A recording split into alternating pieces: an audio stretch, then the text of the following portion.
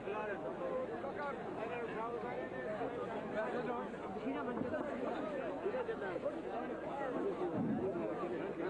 باللہ من الشیطان الرجیم بسم اللہ الرحمن الرحیم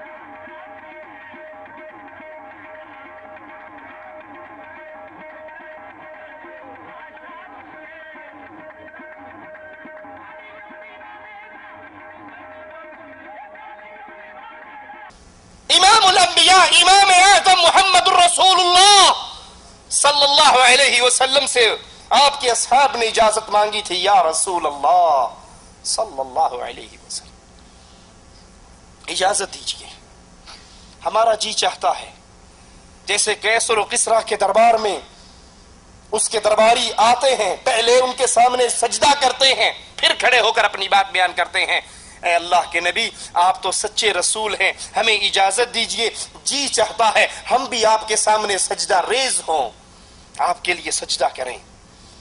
آپ نے فرمایا لوگو اگر ایک اللہ کے علاوہ کسی اور کو سجدہ کرنا جائز ہوتا، ایک اللہ کے علاوہ کسی اور کو سجدہ کرنا جائز ہوتا شریعت محمدیہ میں، تو میں بیوی کو حکم دیتا وہ اپنے خاوند کو سجدہ کرے، لیکن یہ شریعت محمد الرسول اللہ ہے صلی اللہ علیہ وسلم، اس شریعت میں سجدہ عبادت ہے جو حق ہے صرف اللہ کا، یہ سجدہ رسول اللہ کو بھی ہو سکتا، ہم نے اپنی آنکھوں سے دیکھا، آپ بھی دیکھیے، ڈاکٹر پروفیسر طاہر القادری ایک پروگرام کے اندر تشریف فرما ہے، گالی دینا ہمارا مذہب نہیں، تنقید کرنا ہمارا مذہب نہیں، ہم تو درد دل کے ساتھ محبت اور پیار کے ساتھ آپ کے سامنے یہ دعوت توحید رکھتے ہیں، لوگوں کسی کا مقام کتنا ہی بلند ہو جائے وہ رب کا منگتا ہے، اس کو رب والا مقام نہ دو۔ ڈاکٹر صاحب بیٹھے ہیں اور مرید چل کر آتے ہیں اور ان کے قدموں میں سجدہ ریز ہوتے ہیں اور وہ ان کی پشتوں پر ہاتھ پھیر کر شاباش دیتے ہیں کہ ٹھیک ہے جڑے کم لگا ہے۔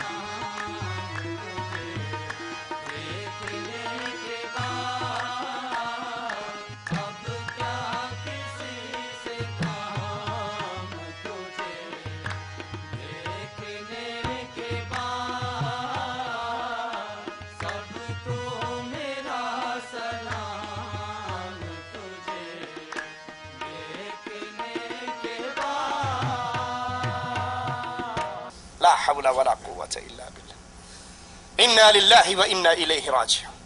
امام الانبیاء امام آدم، آدم کی اولاد کے سردار، قیامت کے دن اللہ کی حمد کا جھنڈا پکڑنے والے، جب تک جنت میں نہ پہنچے، جنت کا دروازہ نہ بجائیں، جنت کا دروازہ نہ کھلوائیں، کھل نہیں سکتا۔ آپ نے فرمایا سب سے پہلے میں جنت کے دروازے پر پہنچوں گا۔ فرشتہ پوچھے گا کون ہے؟ جبرائیل کہیں گے میں ہوں۔ پوچھے گا ساتھ کون ہے؟ جبرائیل کہیں گے محمد الرسول اللہ ہیں صلی اللہ علیہ وسلم۔ وہ کہے گا جب سے یہاں پر ڈیوٹی لگی ہے ایک ہی پیغام ملا تھا، کائنات ساری آ جائے جنت نہ کھولنا۔ اور محمد الرسول اللہ آ جائیں تو دیر نہ لگانا. اتنی عزت و عظمت کے مالک نبی صحابہ کو سجدے کی اجازت لینے والے صحابہ کو جواب میں کہہ رہے ہیں سجدہ خاص اللہ کے لیے. اگر شریعت محمدیہ میں اللہ کے علاوہ کسی اور کو سجدہ کرنے کی عادت ہوتی تو بیوی کو حکم دیا جاتا وہ خاوند کو سجدہ کرے. لیکن آج پیر و فقیر اپنے مریدوں کو کبھی اپنے سامنے رکوع کروا رہے ہیں اور کہیں ڈاکٹر طاہر القادری صاحب اپنے مریدوں کو ان کے سامنے سجدہ کرتے ہیں. کوئی کہنے والا کہہ سکتا ہے جی ڈاکٹر صاحب نے تو نہیں کہا سجدہ کریں. انہوں نے تو نہیں کہا سجدہ کریں لیکن وہ منع تو کر سکتے ہیں. رسول اللہ صلی اللہ علیہ وسلم کے سامنے آپ کے ایک صحابی نے کہا ما شاء اللہ و شئت، جو اللہ چاہے اور جو آپ چاہے وہی ہوا کرتا ہے. اللہ کے رسول صلی اللہ علیہ وسلم سے برداشت نہ ہوا. کہا اجعلتنی للہ ندن، تو نے مجھے اللہ کا شریک اور اللہ کے برابر کر دیا. قل ما شاء اللہ وحدہ، یہ نہ کہ جو اللہ چاہے اور جو رسول اللہ چاہے، بلکہ یہ کہ جو تنہا اللہ چاہے وہ ہوتا ہے، جو اللہ نہ چاہے کائنات مل کے کرنا چاہے کر سکتی. سجدہ کرنے والا بھی شرک کر رہا ہے اور جو اپنے سامنے سجدہ ریز کی اس حرکت پہ اسے نہیں منع کرتا، اس کو روکتا نہیں ہے، وہ اس کفر پہ راضی ہے اور طاغوت بن چکا ہے. اور توحید اللہ کی عبادت اور اللہ کے علاوہ جس کی عبادت کی جائے اس کا انکار. وما ارسلنا من قبلك من رسول الا نوحي اليه انه لا اله الا انا فاعبدون. قرآن حکیم کی آیات پہ غور کیجئے، قرآن حکیم کی آیات کو یاد کیجئے، ان آیات کو عام کیجئے، اس کا پیغام لوگوں کو سنائیے. مالک فرما رہا ہے وما ارسلنا من قبلك من رسول، ہم نے آپ سے پہلے جتنے رسول بھیجے ہر رسول پر ہم نے یہ وحی کی لا الہ الا انا، کہ میرے علاوہ کوئی الہ نہیں ہے، اللہ کے علاوہ کوئی معبود پر حق نہیں. اور جب اللہ کے علاوہ کوئی الہ نہیں فاعبدون، تو سجدے جب بھی کرو ایک اللہ کے لیے کرو، رکوع جب بھی کرو اللہ کے لیے.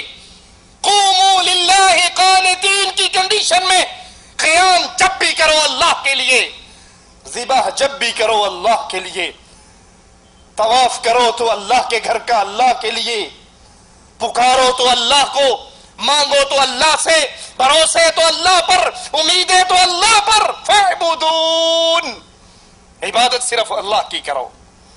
نبی کریم صلی اللہ علیہ وسلم سے پہلے جتنے انبیاء آئے ان تمام انبیاء کی دعوت کا نچوڑ اللہ کی عبادت کا حکم دینا. قرآن حکیم کی آیت پہ غور کیجئے وَاسْأَلْ مَنْ أَرْسَلْنَا مِنْ قَبْلِكَ مِنْ رُسُلِنَا أَجْعَلْنَا مِنْ دُونِ الرَّحْمَنِ آلِهَةً. ہم نے آپ سے پہلے جو انبیاء بھیجے وَاسْأَلْ، سوال کیجئے ان سے، مَنْ أَرْسَلْنَا مِنْ قَبْلِكَ، آپ سے پہلے جو رسول آئے ان سے پوچھئے أَجْعَلْنَا مِنْ دُونِ الرَّحْمَنِ آلِهَةً يُعْبَدُونَ، کیا ہم نے رحمان کے علاوہ کوئی اور الہ بنائے، رحمان کے علاوہ کوئی ہستیاں بنائی؟ یعبدون، جن کی عبادت کی جائے، جن کے لیے سجدے ہو، جن کے لیے رکوع ہو، جن کے لیے نظر ہو، جن کے لیے قیام ہو، جن کے لیے ذبح ہو، جن کے لیے قربانیاں ہو، جن کو مصیبتوں میں پکارا جائے، جن سے اولاد مانگی جائے، جن سے بچے مانگے جائے، جس سے رزق کا سوال کیا جائے. کیا ہم نے رحمان کے علاوہ کوئی اور الہ بنائے؟ تمام انبیاء کی دعوت کا نچوڑ اللہ کی عبادت کا حکم دینا. نہ سابقہ انبیاء کے دور میں اور نہ آخری نبی کے دور میں مالک نے اپنے علاوہ کوئی اور الہ بنا کر لوگوں کے حوالے کیے. کوئی نہیں، دو سجدے میرے لیے کر لو تو دو ان کے لیے کر لو، کبھی مجھ سے مانگ لو کبھی ان سے مانگ لو. مالک اس کا انکار کر رہا ہے. ہر دور میں ہم نے رحمان کی عبادت کا حکم دیا اور رحمان کے علاوہ کوئی اور نہیں بنائے، کوئی اور الہ نہیں بھیجے. کوئی اور الہ لوگوں کو عطا نہیں کیے، کسی اور کا در اور دروازہ نہیں دکھایا۔ وَقَضَى رَبُّكَ، یہ تیرے رب کا فیصلہ ہے، یہ تیرے اللہ کا فیصلہ ہے۔ وَقَضَى رَبُّكَ أَلَّا تَعْبُدُوا إِلَّا إِيَّاهُ، یہ اللہ کا فیصلہ ہے، یہ مالک کا اٹل فیصلہ ہے۔ اللہ تعبدوا الا ایاہ، عبادت کی جائے تو صرف ایک اللہ کی، اللہ کے علاوہ کسی کی عبادت نہ ہو۔ یہ سجدہ عبادت، یہ رکوع عبادت، یہ قربانی عبادت، یہ ذبح کرنا عبادت، یہ مانگنا عبادت، یہ پکارنا عبادت، یہ بھروسے عبادت، یہ امیدیں عبادت، یہ محبت عبادت، یہ خوف عبادت۔ جو محبت اللہ سے ہے کسی اور سے نہیں، جو خوف اللہ کا ہے کسی اور سے نہیں، جو بھروسہ اللہ پر ہے کسی اور سے نہیں، جو امید اللہ پر ہے کسی اور سے نہیں۔ مالک کا فیصلہ ہے کہ عبادت جب بھی ہو تو اللہ کی ہو۔ اور تمام انبیاء، امام الانبیاء محمد کریم صلی اللہ علیہ وسلم تک ہر نبی نے اپنی قوم کو ایک ہی دعوت دی، یا قوم اعبدوا اللہ، اے میری قوم اللہ کی عبادت کرو، ما لکم من الہ غیرہ، اللہ کے علاوہ تمہارا کوئی الہ نہیں ہے، اللہ کے علاوہ تمہارا کوئی مشکل کشا نہیں ہے، اللہ کے علاوہ تمہارا کوئی حاجت روا نہیں ہے، اللہ کے علاوہ کوئی تمہارا بگڑی بنانے والا نہیں ہے، اللہ کے علاوہ کوئی تمہاری کشتیوں کو پار لگانے والا نہیں ہے، اللہ کے علاوہ کوئی ایسا نہیں جس کو تنگی اور سختی میں پکارو اور وہ تمہاری پکاروں کو سن کر تمہاری مصیبتوں کو دور کر دے۔ اور اللہ کا حکم بھی قیامت تک آنے والے انسانوں کے لیے یہی۔ قرآن حکیم کے اس انداز پہ غور کیجئے، وَمَا أُمِرُوا إِلَّا لِيَعْبُدُوا اللَّهَ مُخْلِصِينَ لَهُ الدِّينَ۔ وَمَا أُمِرُوا، اللہ نے ان کو جو حکم دیا ہے وہ سنیے، وَمَا أُمِرُوا إِلَّا لِيَعْبُدُوا اللَّهَ مُخْلِصِينَ لَهُ الدِّينَ، انہیں صرف اسی بات کا حکم دیا گیا کہ وہ صرف اللہ کی عبادت کریں، اس کے لیے دین کو خالص کر کے، عبادت کو خالص، دین کو خالص اللہ کے لیے کریں۔ جو عمل اللہ کے لیے کیا جائے عبادت قرار پائے۔ اب کائنات میں کوئی اور ایسا نہیں کہ وہ عمل اس کے لیے بھی کیا جا سکے، بلکہ مالک اپنے نبی سے اعلان کرواتا ہے، نبی اعلان کیجئے، قل ان صلاتي، اے نبی کہہ دیجئے بے شک میری نماز، ونسکی میری قربانی، ومحیای میری زندگی، ومماتی میرا مر جانا میری موت، للہ رب العالمین، جہانوں کے پالنے والے رب کے لیے۔ قرآن حکیم کی اس آیت کو اللہ کے لیے اپنے دل کے نہال خانوں میں اتاریے۔ قل، کہو اے نبی، ان صلاتی، میری نماز، سجدہ نماز کا حصہ ہے یا نہیں؟ رکوع نماز کا حصہ ہے یا نہیں؟ قیام نماز کا حصہ ہے یا نہیں؟ ناک کو خاک پہ لگانا، ماتھے کو زمین پہ رگڑنا، یہ سجدہ ہے اور نماز کا حصہ ہے۔